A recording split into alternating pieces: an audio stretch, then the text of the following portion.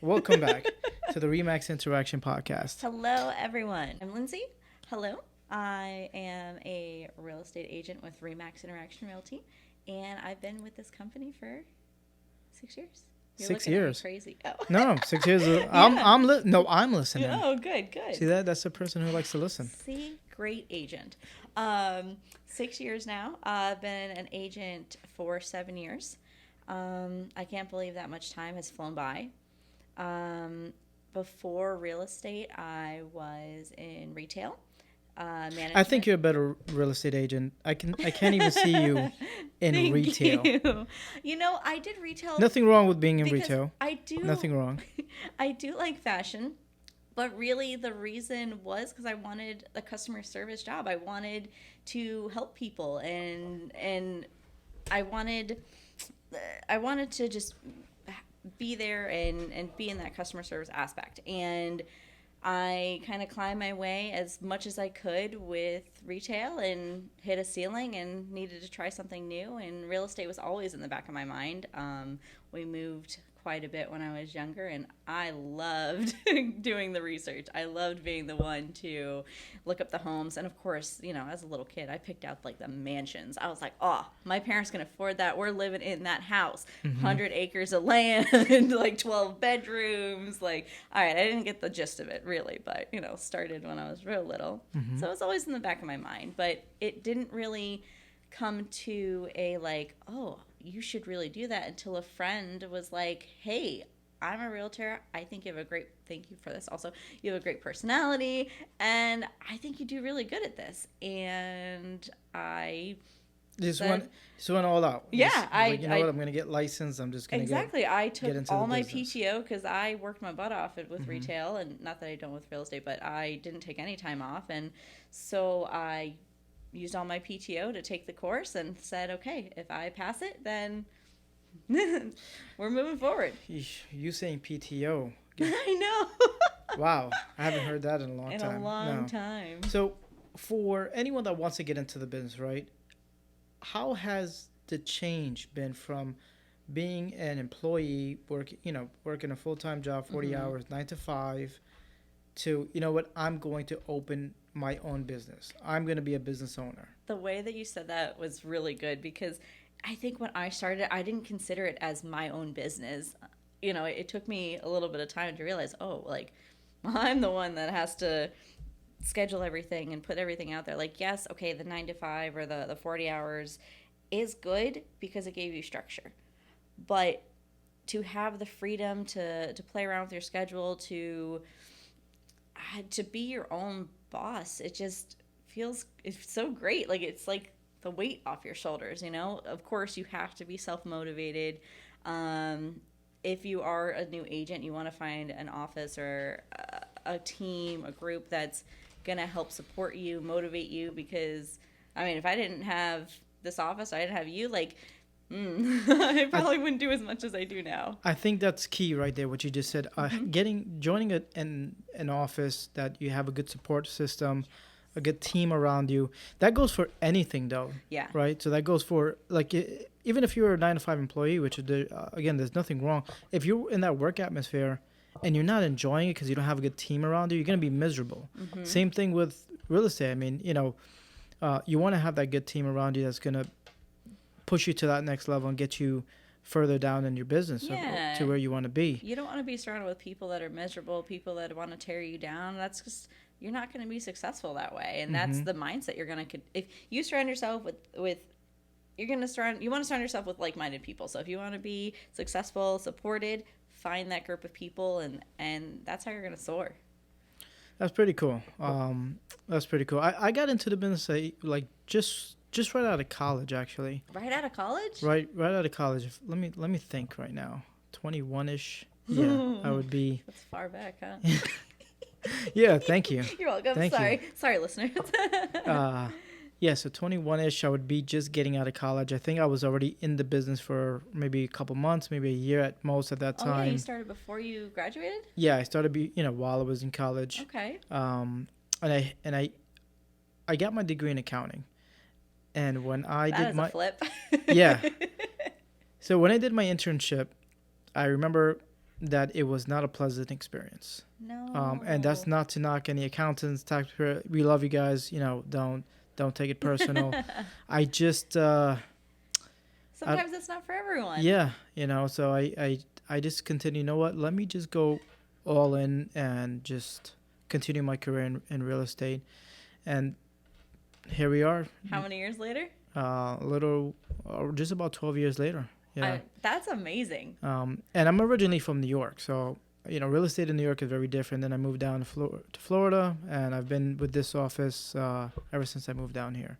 So that's a pretty cool experience. And the one thing, like we talked about just now, when I first got down here, everyone was very welcoming. Yes. Everyone was very, hey, let's. How can I help you? What can I do to get you, your next deal, or what can I do to just help in general? And that's important.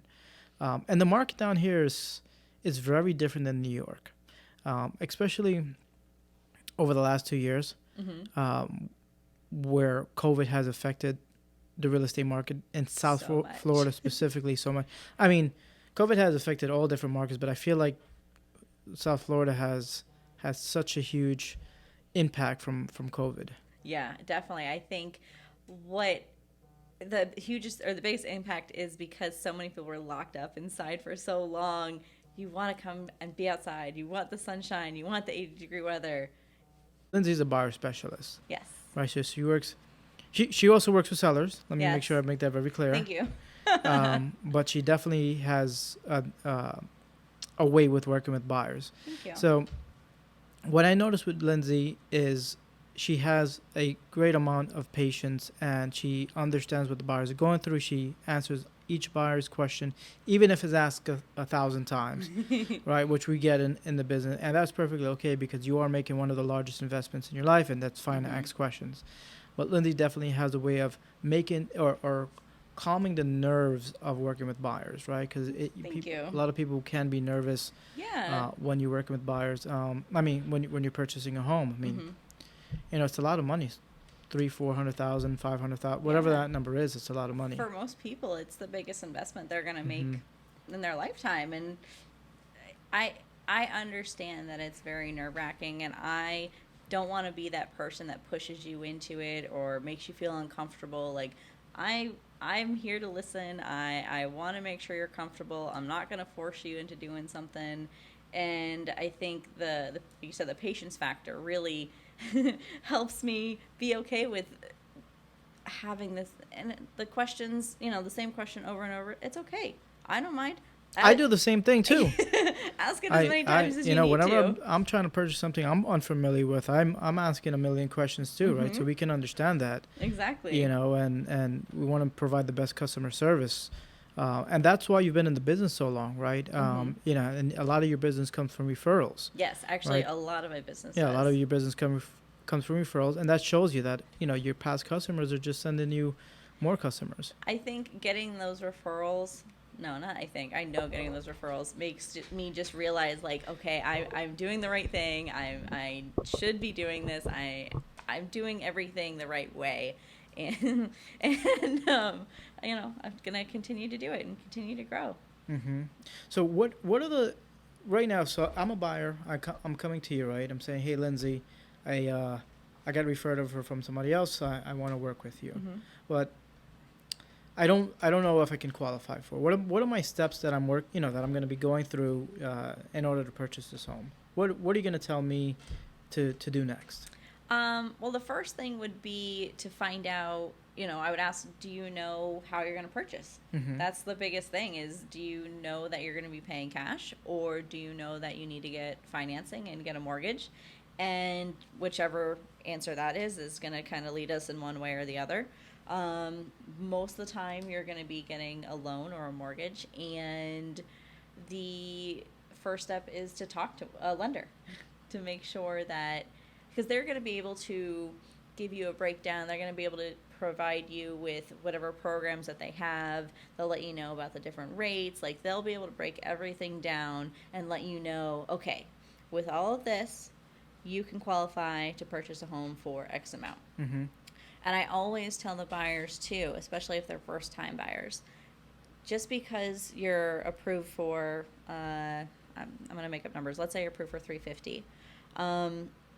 If you find out what the payment is monthly, because if you don't want to pay, like I said, I'm going to make up the numbers, $2,600 a month, maybe $350 isn't the price point. If you want to pay less, if you want to pay more like $2,200 a month, maybe $300 is your price point. Again, these numbers are just made up numbers. Please don't quote me. But that's a big question, and I realized that early on that most buyers don't usually ask that question. They just say, "Oh, we're pre-approved. Okay, great." And then at closer to the closing table, they find out like, "Oh, wait, that's what my it's like a sticker shock kind of effect. Yeah. It's like, whoa. And of course they can afford it because they wouldn't approve it if they wasn't. Yeah. But there is a difference too, right? So I feel like there is a disconnect sometimes too with buyers. It's like, okay, yes, I can afford it, right? Because everything on paper says I can afford it. Mm-hmm. But I'm uncomfortable paying such a high amount, and that's okay too. Yes, you should buy what you're comfortable paying. Exactly, and that's why I say find out what the monthly mortgage is, what the monthly payment is, because if you're comfortable paying $22, great, stick to whatever price point that brings you to. Don't push yourself unless like that's your dream home and that's really what you want. You can work towards it, but be where you're comfortable, and that goes in line with I'm not a pushy agent. I want to make sure you're comfortable. I want to make sure that you're and happy. I think that's important, not to be a pushy agent or kind of advise your customers. Because remember, one thing that we don't want to happen is that you close on the property. It's supposed to be an exciting feeling. Yes. It's supposed to be filled with joy and happiness and all these things, and then you're kind of uncertain. Yeah. Right? You're kind of uncertain, or what happens is that in a couple months or a year later, you want to sell the property because you're not happy about it, right? So we want to always make sure that you're in the right hands. Yeah. And we have lenders. We partner with excellent lenders. Yes. That work around the clock. You can reach out to them. I was gonna say, if you don't have one, we have people that we've worked with so many transactions, so many years that we know they have your best interest at heart, that you're going to get the job done. We can refer them out if you don't have them. So The other thing too with buyers is what I hear all the time is, look, my dad is a handyman. I don't really need to. No disrespect to dads. No, we love dads. Yes. Or moms that are, handy moms. Hey, look, my, mom or dad or whoever this person is. Handy person. This handy person is. I don't need an inspection. I'm good. Like we'll go eyeball it. And I respect them for it, but I always say, please, the inspection is your right for this property, for you to know what's going on, because we're not contractors, we're not plumbers. I thought you looked a little like I look like a contractor. Thank you. My past life, maybe. Depends on the hat. Yeah. But no, we're not contractors, we're not inspectors, so I think that to be able to have that period, it's your safety net. It's what, $450, $500? I would say about that. That's right. I would say about $500. Give or take. $500 is going to save you a lot of headaches. Yes. In the long run, because we're not crawling up in the attic. We don't know what's going on the roof. So even though you probably have crawled in an attic once or twice before. I have, but not for an inspection.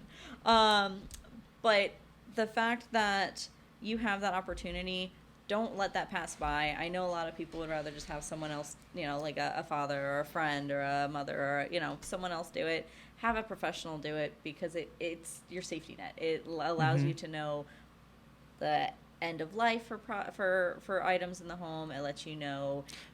Yeah, it just lets you know pretty much everything you're going to need about the house. I think that's important if you're going to be buying a home, to know what you're getting yourself into, especially if you're a first-time home buyer. You absolutely do not want to get into something that's going to cost you an extra thousands of dollars after you close. Exactly. You definitely don't want to get yourself into that. So yes, that's super important.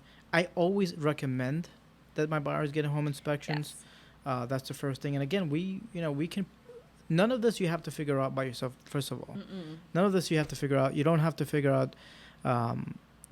I need to get a lender, I need to go home. So we have all the tools that's going to put you in the right direction. Like, we've been in the business for years now, and even if it's something that we don't know, we have the office behind us, we have other agents, like we have a support team here, and that's like what you were saying, making sure to find an office that has, if you're wanting to be an agent, find an office that has a support system. But as the buyer, we have people that we've worked with that we trust, that if you don't have someone, we can always refer out to you.